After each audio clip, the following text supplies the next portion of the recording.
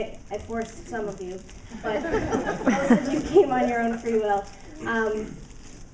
But I think when we're trying to lead this movement, we all know the common denominator that brought us here today, and that's food. But that answers the what in the equation. It doesn't really answer the why. And that is a much more difficult thing to define.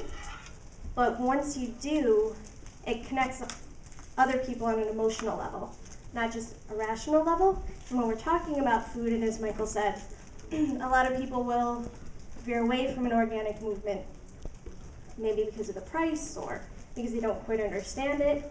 But it's really just us telling them what to do. It's not really explaining why.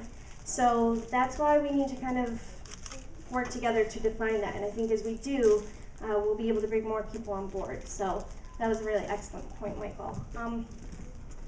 We have a couple things. I know we're going to stop talking now and let you start conversing, but there are a couple things and different ways to interact. I went back to my RA days and my camp counselor days and made some crafts. We have some conversation poppers, because nobody can resist the lure of a fortune teller.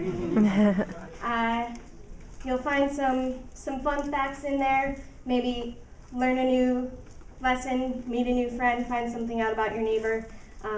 So pop those open, check them out. Over here we have a little map, kind of our yearbook page for the day.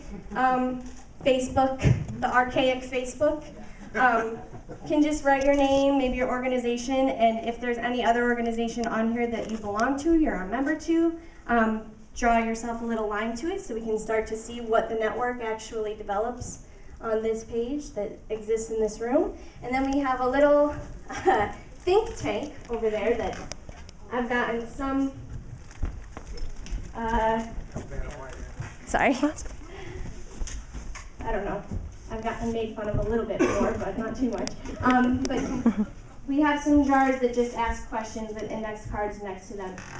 Suggest a friend. Is there someone here today that isn't here that you think should have been or that could help us lead this movement? Write their name on a card, maybe their email, pop it in the jar. Maybe give them a heads up that you just solicited them for a revolution.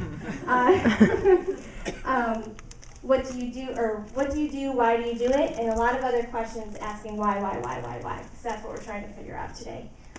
So I will let you get back to eating and chatting, and we shall reconvene back in our rooms. How much time do we have? About 40 minutes, half hour, 40 minutes. Oh, I don't know if we have that much time. 1:30? Yeah. Okay, great. Yes? While we're still all here. Sure.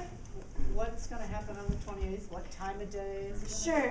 The 28th is a Monday because it's much more conducive to our food industry leaders. It's going to be just a luncheon, 12 to 1, where we invite people back that have either been here today or that weren't able to make it here today. And hopefully we brainstorm throughout the next couple of weeks what it is we can bring to the table, why we think certain things need to change, how we might go about doing that, and just kind of give everybody the opportunity to voice their opinions.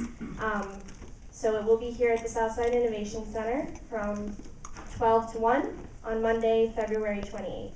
And you don't need to RSVP to that, I don't think, but if you can, most of you have left your email or had signed up giving your email, so there will be an email follow-up giving some further instruction to that.